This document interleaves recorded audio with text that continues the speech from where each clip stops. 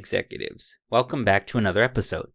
Today we have two special guests joining us, Daniel Salonis and Adam Dickert, both founding members of Progress Realty Partners, which is a real estate investment company that specializes in retail shopping centers and multifamily real estate development.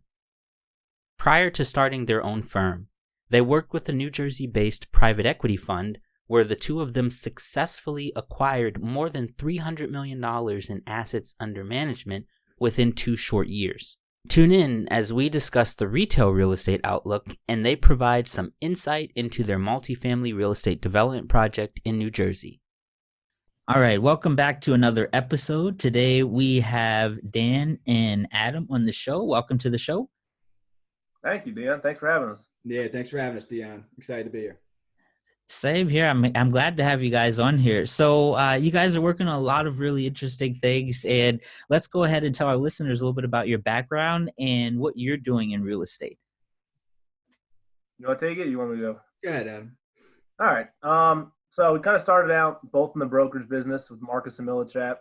We were over in the Philadelphia office, and we happened to be on the same team, but that's kind of where we met. You know, being in the business and we were brokers for a couple of years, come across some people naturally, and we kind of migrated more towards the private equity and principal side of things after a couple of years. So we got pulled over to a private equity firm, kind of ran the gamut of the private equity firm, and we looked at each other and said, you know, we can kind of do this ourselves. So we opened up our own shop. Now we're Progress Realty Partners, and we acquire assets across the country. We run them, we manage them. Now it's a passive investment option for investors, and it's been a beautiful thing so far.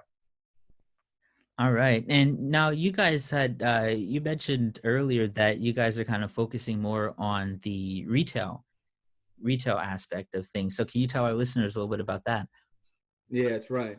So, yeah, like Adam mentioned, so when we were at Marcus and Millichap, and just side note, you know, being a broker is great. Buying the properties as opposed to trying to get someone to sell them and buy, totally different ball game. But hats off to all the brokers who are busting their asses out there, because it sucks. It really does. In my opinion, being a principal is a lot more fun. It's a lot more rewarding, and you kind of control the process more. But Adam and I had both gone to a private equity firm together after we left Marcus that focused primarily on neighborhood retail centers. So while we were there, a little over 2 years, we probably acquired north of maybe $350 million worth of retail assets that we owned and managed. We worked with outside investors, accredited investors, to fund the deals, and then we would manage the day-to-day stuff. So, you know, that's kind of where we cut our teeth on the retail side of things. And, you know, we saw a lot of different things that we hadn't seen on the brokerage end. You know, a lot of challenges that you face as an owner that you don't really realize until you're actually in it. You know, until you're actually in the thick of things.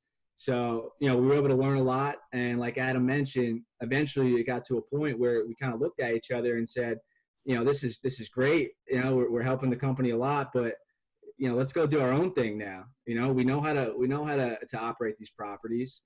We certainly know how to source the deal flow, you know, having been on the broker side and, you know, all the connections that we were able to make during that process. So eventually we split off. Retail is our primary focus. We think there's a ton of opportunity, and, you know, personally, I think there's going to be even more opportunity in retail because of everything that's going on with COVID-19 and coronavirus. So that's really where we're focusing. Necessity based, you know, like Adam said, grocery stores.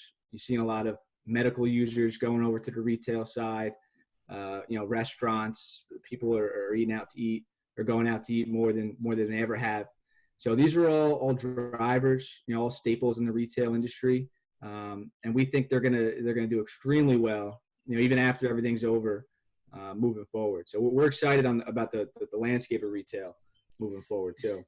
So can you guys just share with us, you know, from your opinion and perspective, maybe like a before and after, and what you think, you know, the whole retail space is going to look like. So what were we looking at before this whole COVID-19?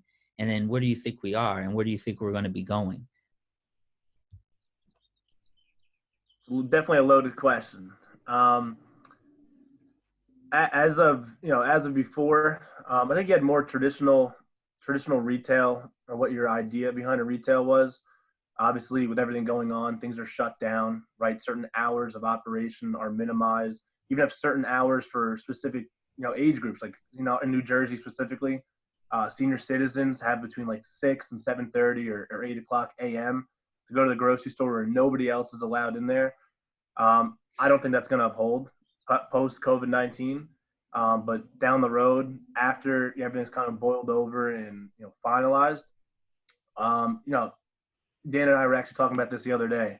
I think even aisles and then retail centers and retail stores are going to be widened, so there's not as people aren't passing by as closely.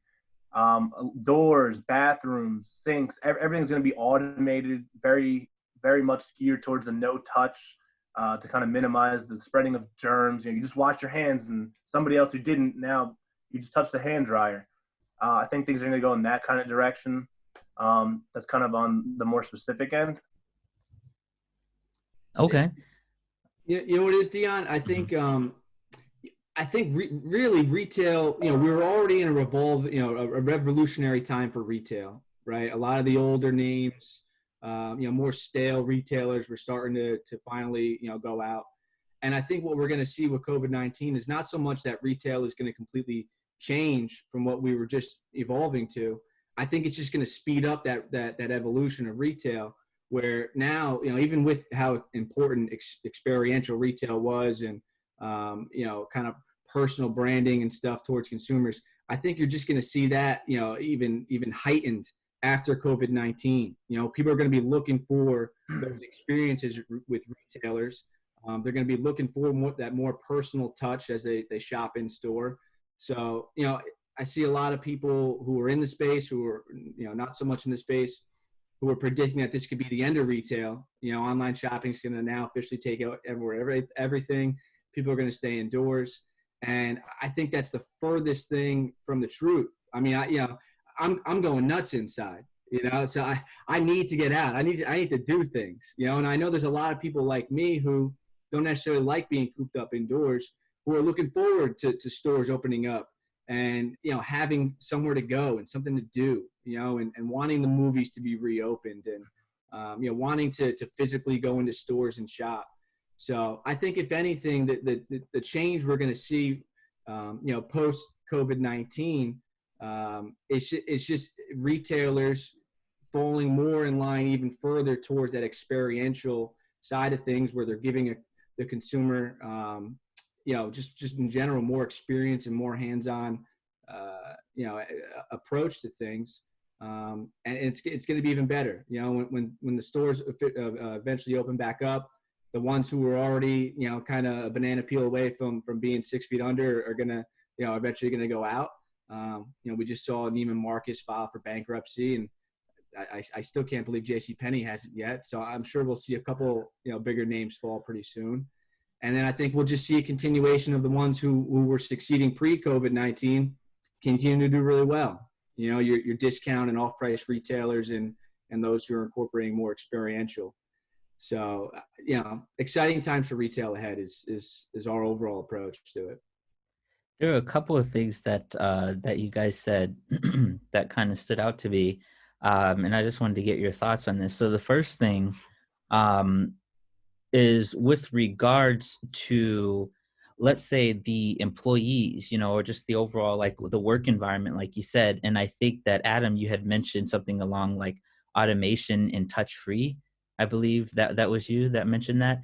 Yeah. So because I mean, when I think about this, I think about like Amazon's, what is it called? Amazon, they have those Grocery stores, right? We walk yeah. in, Amazon Go. Yeah, Amazon Go, that's it. Yeah. So, I mean, and what do you think this is going to teach these retailers? Because, I mean, if you think about it, if they were fully, more so, like, not necessarily like fully 100% automated, you still need a person, right? But if it were mostly automated, these retail spaces, then, I mean, this really wouldn't be that big of an issue, right? You should still be able to, not necessarily business as usual, but at least keep the business operating. Right. So what do you think this experience is going to teach these retailers from this whole automation perspective? Yeah, that's a great question. Specifically with Amazon Go, excuse me. I think a grocery store is something that might be able to be fully automated. You can walk in, you like these specific type of apples, or you need that kind of milk, whatever. But more like on the retail base, like the discount clothing, the TJ Maxx, Marshalls, people walk in and they browse, and that's also, I guess, similar in the sense that you don't really need as many, actual physical personnel there. There's so many stores you walk in and you have no idea what you're looking for, or you're seeking an expert to help you, get to your goal. You have an idea in mind. I think of Home Depot immediately, right? I'm not the handiest guy in the world, right? So I can walk in, I can explain what I need or what I want to accomplish, and Jim in the hardware department will explain, you need this, you need to do this, you need this, and where to get everything. So I think certain stores, I think you're really going to bring out where physical personnel and absolutely human presence is really needed. And either they're going to maintain, maybe they'll even increase the amount of personnel to increase the experience and the service that goes behind it. I think, unfortunately, in certain things like a grocery store, you definitely need warehousing and people stocking shelves, but I think you might see less personnel, unfortunately. I like going in and having someone scan out my groceries. I don't want to sit there and touch the screen, It's just not what I want to do. But I think you definitely see in whatever specific fields and industries, wherever the personnel is actually not needed, I think you're going to see them start coming back and come to realization that you can automate a lot of things. Mm-hmm. Yeah, it'll be interesting to see, because it's kind of like I mentioned earlier. With our belief that this is really just going to speed up the revolution of retail, as opposed to having to take retail a step back. We were already seeing this, right, before pre-COVID-19. We were already seeing the stores beginning to use cashierless checkouts, right, self checkouts, and the Amazon Goes of the world, where you literally just you walk in, it kind of just knows by the product you take, and it charges your Amazon account or whatever. So, I think what this will just do is for a lot of retailers, it'll speed that process up even further, right? We'll start seeing even more self-checkout aisles in stores. And, in the grocery store down the street from me, ShopRite, within the last few months, they went from having, it was 3 self-checkouts. Now they have about 8 or 9, and they only have 3 regular checkouts with an actual cashier. So, I think we were already headed in that direction for a lot of retailers. I think Adam brought up a good point before, where, when you're dealing with your more, hardware stores and things that involve equipment and tools and stuff, I basically can't tell you the difference between a hammer and a screwdriver, right? So for me to walk into Home Depot, I have no idea what I'm looking for. I know I got a busted window that's not closing right. Jim from aisle 4, what do you think I need? That's where I think hands-on employees and that type of thing will be helpful. But yeah, grocery stores, dollar stores, anything where it's more product driven from a food and beverage standpoint, I think eventually it'll be fully automated. We won't see cashiers at all. But I when you look at these retailers, they're going to see it. They're going to be able to cut costs on salaries. But what it'll do is it'll increase upfit costs, right, for new locations, with all the technology that'll be involved in all the enhancements that are made. So where they'll spend less money in one area, they'll kind of be shifting money towards another area. So we'll see how it plays out in the long run. But in general, I think this is just going to speed up everything that was already happening in retail, and we're just going to realize it a lot sooner than maybe we would have before everything happened. Like survival of the fittest on steroids. Exactly. Yeah, it certainly seems that way. I know. I don't remember exactly the year that I first noticed the whole self-checkout back home in the States, but I remember, oh my goodness, I was probably maybe a teenager, I think, in my hometown. I remember seeing that. And we had at a Giant Eagle, we had like, I think 1 self-checkout line. I guess they were like running a test, right? to see. And I just thought it was the coolest thing. And then over time, I noticed that those lines increased, right? And then you had fewer people there. And then like when I first came to China in 2009, I noticed it was actually the opposite. It was basically kind of like what it used to be back home, where you have all these cashiers, right? But now, if you go, there are many grocery stores you go to in China, you'll see mostly self-checkouts. Like in the front where they used to have maybe like 15 people, they only have like 3 people now, Right. the cashiers. So it's completely different. Another thing I was thinking of too, like you said, I totally agree with you, like having that whole human touch. Like one of the things I can't stand is like when I get a phone call in China and it sounds just like a human being, Yeah. but it's just an automated, Yeah. this calls are. So I'm noticing that's popping up more. And when I went to Japan in, when was it, 2016, I remember I was in the airport, I was lost, and this little robot came over to me and was like asking me, it's like, What's what are that? you, yeah, what are you looking for? And I'm like, oh, this is what I'm looking for. It's like, okay, this is where you go. I'm like, whoa, are you serious? So um but yeah, I mean, it just really makes me wonder just how far is it, like we're going to have like a really big portion of the population, it seems, that's going to end up displaced, as far as work is concerned in the future, right? Yeah, um I think you're right. I think we're going to lose a lot of jobs, a lot of your normal retail jobs, cashiers, yeah. shelf stockers, things like that. But where we'll lose jobs there, we'll gain jobs on the technology side, Yeah. right? People that have to service, this different technology and fix bugs and create new technology and just be the ones who are overseeing everything. Like you mentioned earlier, yeah, they can have less employees at checkout, but they still need a couple to kind of manage all, make sure everything's running smoothly. And there's nothing worse than getting behind the person who's got 35 items in, 15 or less, cashierless checkout. And then and right when they go to checkout, it's the attendant, right? Or the light goes on, and you think to yourself, Jesus, here we go. I have 3 things, and this guy can't. He's got 30, and now he's got an issue with paying. So I think there'll be more jobs on the technology side, and that'll be an area where a lot of retailers focus. But yeah, to your point, you're a lot of the jobs that you don't really need someone, bagging groceries, things like that. Yeah, it's going to be a lot less interaction with human interaction and more just technology based, for a lot of retailers. Well, it's technology based across the board, but I also think service. Trades, right? Like HVAC, whether it's construction, plumbing, electrician. You see right now how important they are and how fundamental they are to like society every day. I think there's going to be a huge influx of people thinking like, oh, if I can survive this pandemic by being a plumber, let me become a plumber. And I think there's going to be a huge jump in the amount of tradespeople in the next 3 to 5 years. Yeah, yeah. One other thing that came to mind too, and this is just based off of my experience in China over 11 years, is and I was actually quite slow to adapt to this until maybe it was like 3 years ago, really 2 years ago, I really started aggressively using it. But all these apps, right? Now, they have these delivery apps where I mean, you can pretty much get anything and everything. And I actually just ordered a bunch of things recently on, it's called JD.com, which maybe could be, juxtaposed to like Amazon or something like that, right? And in some cases you could get it same day. In some cases you can get it the next day, right? I see.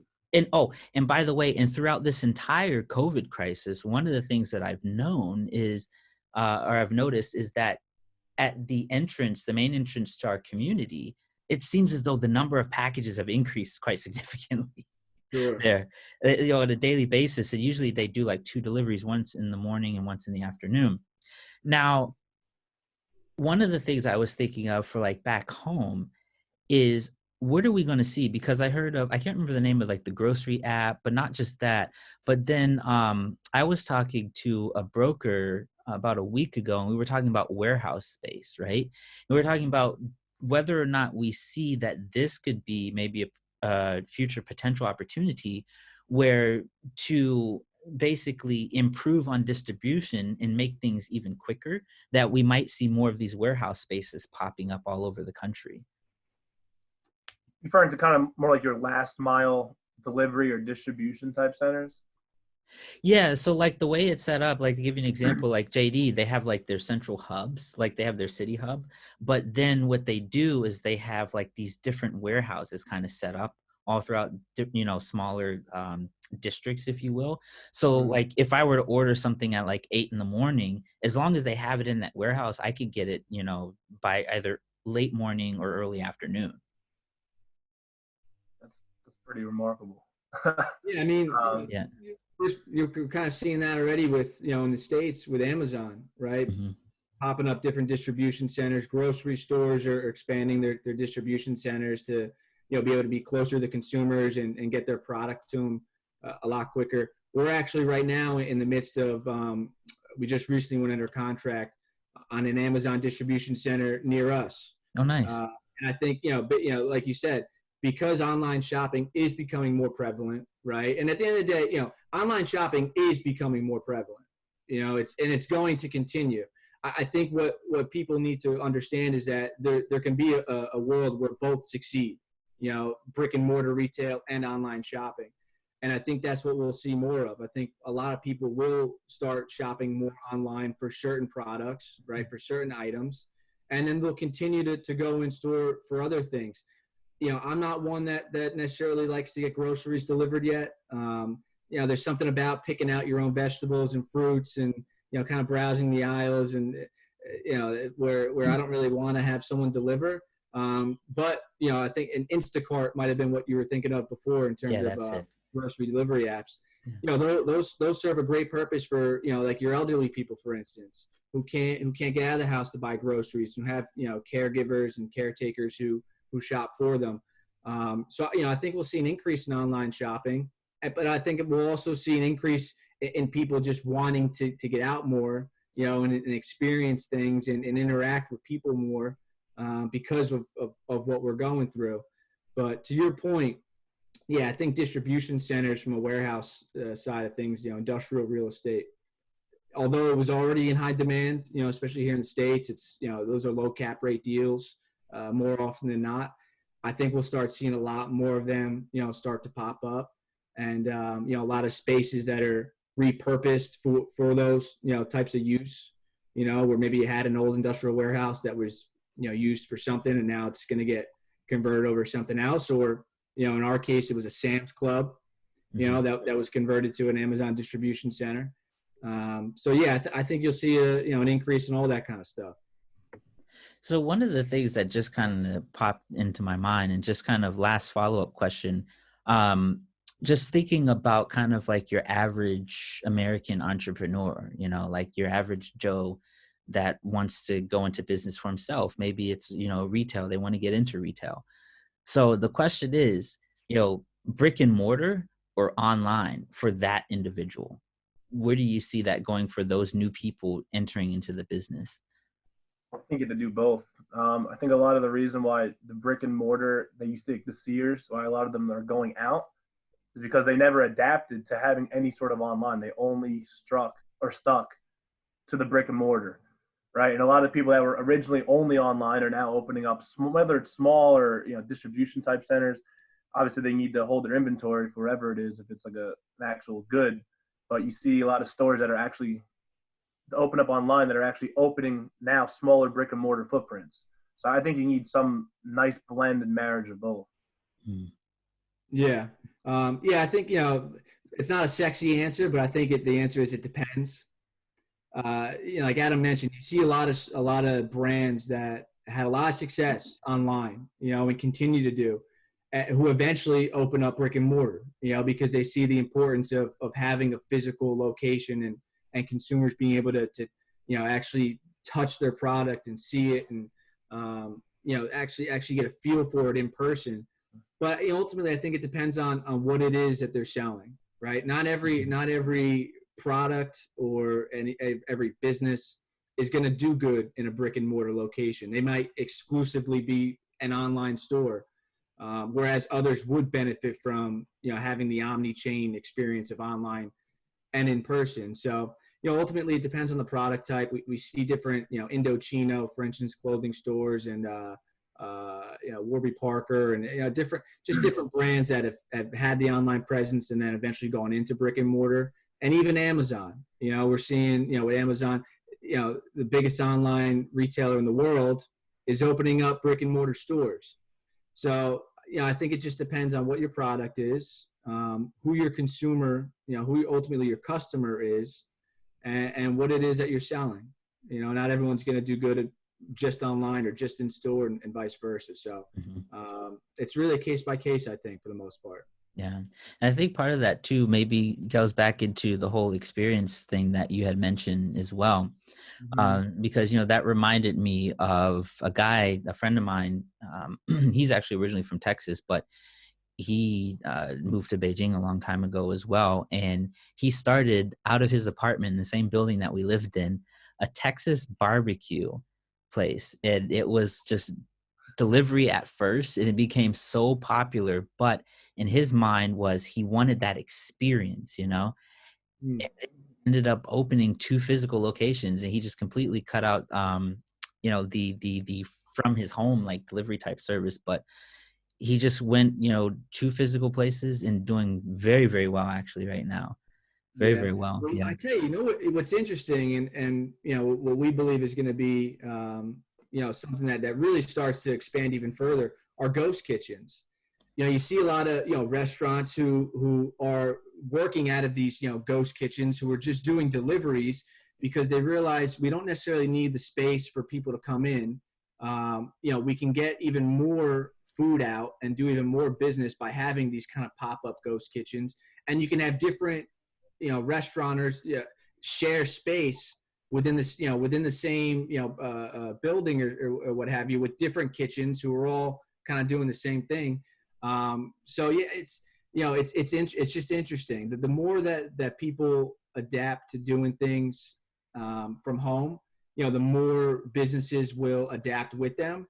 And then the more brick and mortar retail will also adapt to kind of keep up with the changes and the the socioeconomic side of things. So ghost kitchens. I think that that could be one of the big winners from everything that's going on right now. That's a really interesting segment to watch after this. Mm-hmm. Yeah, I mean, it's funny you mentioned that. I had a conversation about a week ago with another gentleman about this. And we were just talking about those warehousing spaces and whether or not those would be, make kind of, because if it's a ghost kitchen, right, it's all delivery. So they don't have to be, some like prime location or something like really expensive, right? Yeah, that's pretty, and it's actually a great way too, even for people that may not necessarily have the capital to actually get into the business, the restaurant business, if you will. Maybe they just enjoy cooking, and so it's got to come out a lot cheaper, for the chef or the whatever the company is. Like you said, you don't need a Chili's, you don't need a seating for 100 people, and a bar. You just need somewhere to cook. You need somewhere to be able to get it out and be close in proximity to a lot of people. Yeah. So let's kind of talk about this development deal that you guys are working on, if you'd like. So can you tell us a little bit about that? What's going on with that? Yeah, so the development that we're in the midst of working on, it's in Jersey City, New Jersey. It's 631 apartment units above 15,500 feet of retail on the bottom floor. And really what it really revolves around is just experience and community. These are smaller units. 30% of the units are micro units, so 30% are 450 square feet or less. And a lot of that has to do with really the evolution of apartment renters, especially in an area like Jersey City, where it's you're right across the water from Manhattan. You got a lot of younger professionals, and ultimately people are just looking for less space. Less space, more of a community feel. Community pools and gyms and restaurants and access to entertainment and daily need necessities, doctors and veterinaries for their pets and groomers and things of that nature. So, right now we're about 9 months, 10 months into construction. With everything going on with coronavirus, construction is halted here in New Jersey. I think most parts of the United States. So, obviously that's going to affect our initial timeline for things. But yeah, I mean, it's a great project because it's really focusing on smaller units. It's really focusing on the experience that the renters have while they're living there, and putting them more in touch with the community. Having that open space where they have lounge rooms and game rooms and community pools I mentioned and things of that nature. And that's really where things are shifting to nowadays with today's renter, especially when you're talking about your young professionals, right? Your young 30s, mid 30s, even going into your 40-year-olds who, people our age, we're having kids later, we're getting married later. We love our pets, and so it's a totally different, it's just a totally different mindset from where, when I lived with my parents, I had rooms I couldn't go into and all kind of stuff, and now, we're looking more, people are looking for less stuff and less space and just, more activities, as opposed to wasting space on, a dining room that they're only used twice a year and they're not allowed to sit in between. And to go off that, I mean, like Dan said, a lot of our generation, they call the 22, like freshly graduated up to even 40-year-olds. Maybe they're married, but they are getting married later. They're still working in Manhattan or in North Jersey. The accessibility, we mentioned it was right across from the light rail. You're in downtown Manhattan in like 25 minutes. No need for a car. There's like shuttles. It's kind of, I don't know how common it is yet in Jersey City, but this particular project has like a shuttle for the tenants to take them around. But everything's based around the community. Every space in there is completely utilized for optimizing, your whole experience of living there.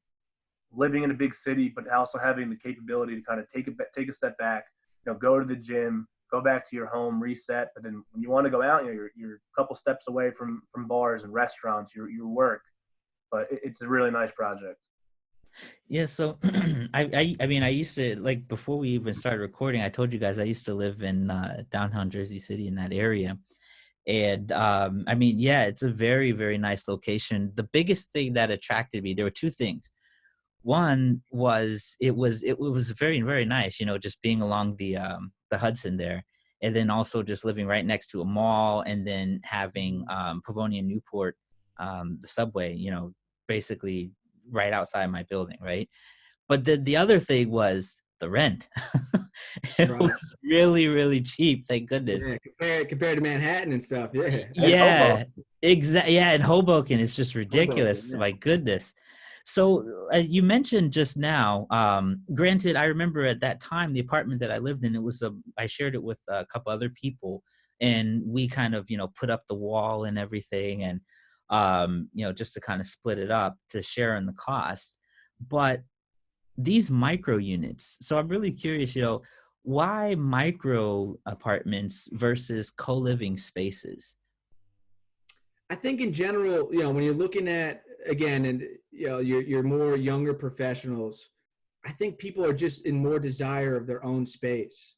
They're not as afraid to live alone. You bring up a good point in terms of affordability.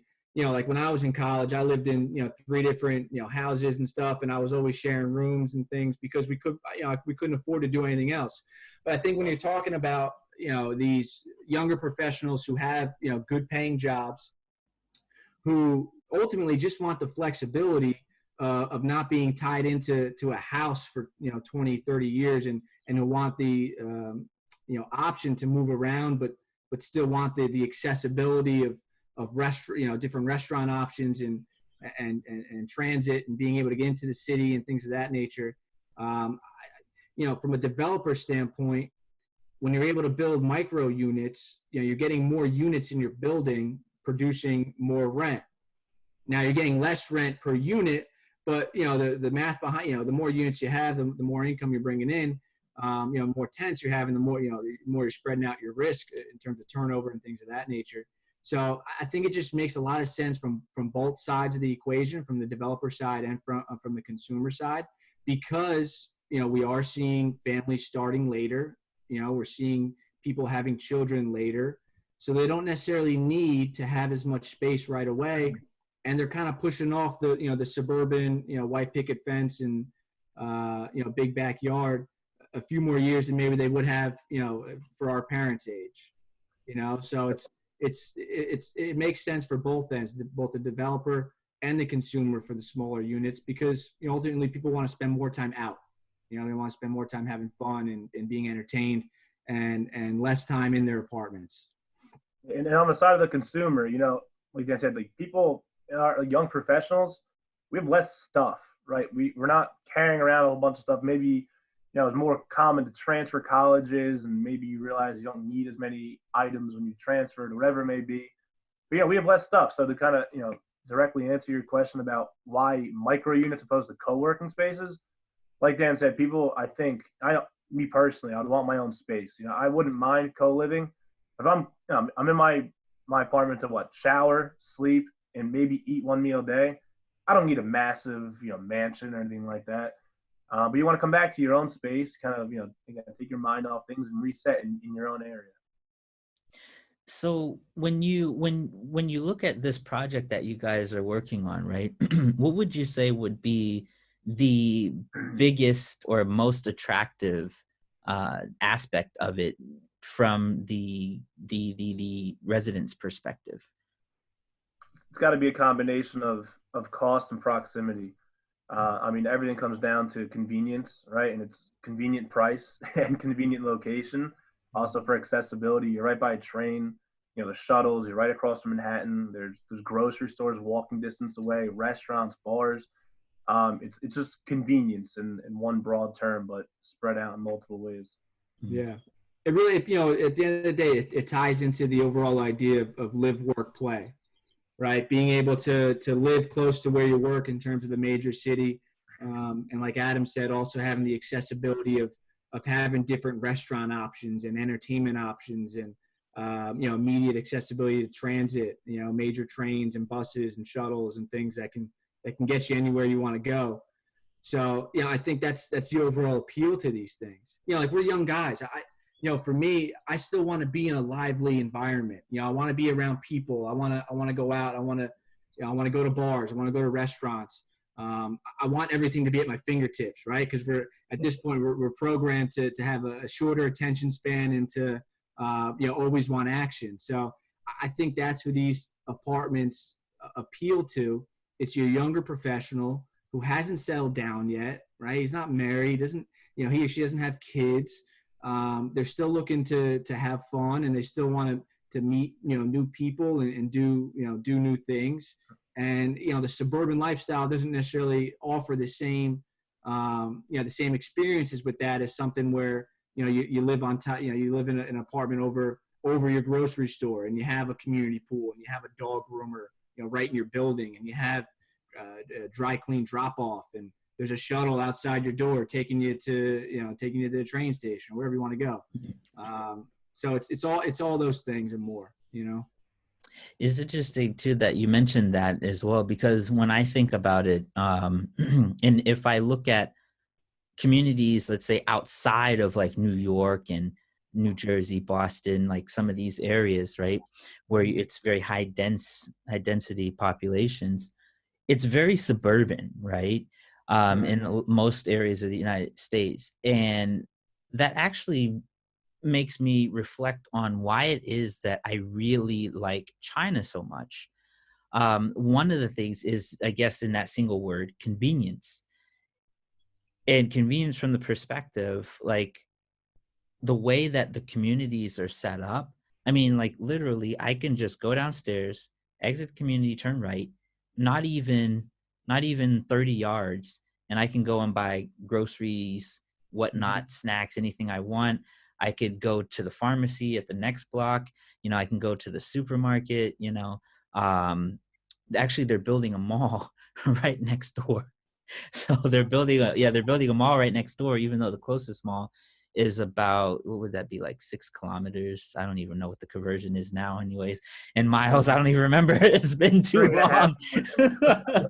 But just that convenience, it's just really, we've got like a park right next door, and really, really convenient. And I think that's like one of the biggest like factors that just attracts me to wanting to spend time here. like you said, Right. everything is convenient, and most communities are built this way. Mm-hmm. And I think, what we're seeing, at least, where I am, I live, Adam too, we live right in the middle of suburbia New Jersey, right? Neighborhoods, the whole nine. And you're starting to see mixed use buildings, now trickle down into the suburbs. There's a brand new mixed use development, maybe 15 minutes from where I am, right in the middle of a normal suburban town that has about 300 apartment units. There's a Planet Fitness on the bottom floor. There's all kind of retail on the bottom floor. So I think we're starting to, we're going to start seeing even more so, nowadays, where we're going to get these mixed use type developments and properties, not just right outside your major cities and your urban areas, but we're going to start seeing them more incorporated into suburban areas because of the convenience factor. To have the one-stop shop of, not even to leave your property, really. A lot of these new mixed-use projects, you have your gym, you got your grocery store, you got a doctor, you got your groomer, you got your barber, and outside of that, what else do you really need, for daily needs type stuff? So yeah, man, it's starting to get into suburban areas too. It's a trend that's not going away anytime soon. It's really the new way of living that people are adapting to. Yeah, and I think I really think it's definitely a good way to go as well. Like I said, actually, when I was in Houston several years back, I noticed that some of the newer developments that seemed to be kind of like the trend, that they were kind of trending to. But yeah, I just wasn't surprised. This is the first time that I'm hearing from you that you're seeing this more, I guess, even in the North, because I'm from Ohio, and in Pennsylvania area. And I mean, we don't have any of that at all. I mean, I've got to get in the car and drive, it's like, I don't want to do that. It's too much work. 1,000 cows before you find a grocery store over there. Yeah. I remember in my aunt's hometown down in South Carolina, the closest library is about a 30-minute drive on the highway. Jeez, closest mall is an hour away. I mean, it's like, oh my goodness, you got to be kidding me. Yeah. Hats off to people who are out in, North Dakota and states where you have a neighbor for 30 miles and, you're 25 minutes from your nearest grocery store. But, being born and raised in New Jersey, that is not just not something that sounds appealing to me or anything I want to experience. But, it's a continuing trend and, in terms of new development and how people are choosing to live moving forward. It's only going to get more popular. Yeah. The live, work, play, mantra is only going to beat even louder as our age group, gets more into the workforce and everything else. Yeah. So what would be a key piece of advice you guys would have for people looking at getting in the business? We really live and breathe the motto, make your money on the buy. Excuse me. No matter how good or bad the project may be, I don't know why someone's buying a bad project, but you can always kind of hedge yourself and protect yourself at least a little bit on making sure you don't overpay for a project. Perfect example, no one could ever predict COVID-19. And if you buy something at a high enough return or a high enough cap rate, then you're initially protecting yourself without doing any extra work, right? You're not spending more money on a new roof or you're not fitting out a space for a new tenant. You're strictly just not overpaying for a property or a project. So I would say making money on the buy is definitely the biggest, if not the most critical thing to do. Yeah, I would echo Adam's sentiment. I mean, that's the one thing that makes investing in real estate such a beautiful asset class. Comparatively speaking to the stock market, if Apple is trading at 280 and you want to buy Apple, you got to pony up to 280. In real estate, if something's priced at 280, well, you can negotiate that. Maybe you get it for 220, 230. And now what you've already done before you really even gotten into the operational end of things, which is really where money can be made or lost, is you've dampened your risk exposure already. Because assuming that, let's say in a bad case scenario, the property's worth 280, you bought it for 230, now property values decline. Well, maybe it declines to 260. You bought it at 230, you're still making out okay. But other than making your money on the buy, I think it's really just seeing a lot of deal flow. You truly have to see a lot of deals and go through a lot of deals and not feel married to any one deal or get discouraged if you don't get a deal that you put an offer on. Because to understand whether or not you're making your money on the buy and if you're overpaying and all that good stuff, you have to truly understand where things typically sell, where certain property types typically trade. And the only way you're going to be able to do that is just seeing enough deal flow and getting an understanding for, where certain product types trade from a cap rate standpoint and what it would even mean to make your money on the buy for certain properties. It's funny because I see, especially, social media, there's a lot of people who give advice and there's a lot of experts, right? A lot of guys who want to sell classes and do this and that. And I always, like, one of the things I'm always scratching my head about is the idea that, that you have to prove yourself to a broker to be able to get deal flow, right? And the issue I have with like that mindset is that you should know what you're looking to invest in. Meaning, would you buy a property without having any idea how to run the property or having any idea, what's involved? I don't know that it would be a smart investment to get into anything that you really didn't know anything about. So I think in terms of conversing with brokers to try to get that deal flow, I mean, knowing what you're looking for just seems like very basic fundamentals of even wanting to invest into it in the first place. So if you don't know just simple things like what a cap rate is or, how to truly underwrite a property, things of that nature, whereas maybe others, would feel shy speaking to a broker and asking questions, I don't see why you would be buying the property to begin with, if you don't know, just basic fundamentals. So, I think it's, to get back to your question of what, piece of advice, definitely making your money on the buy and look at a lot of deal flow, sign up for broker blasts, go on the different, LinkedIn. I think LinkedIn is a phenomenal platform for real estate in particular, because there are so many people on there, brokers, owners, property managers, developers, so many people within the industry who you can meet and reach out to and learn things from and share stories with and experiences and collaborate with and do things like this, have calls like this where you're sharing experiences and everything. That's the biggest thing. Just getting out there, seeing a lot of deal flow, not overpaying, not falling in love with any one deal, and just educating yourself, reading the different things that are out there. And speaking of educating and reading, what book recommendation would you guys have?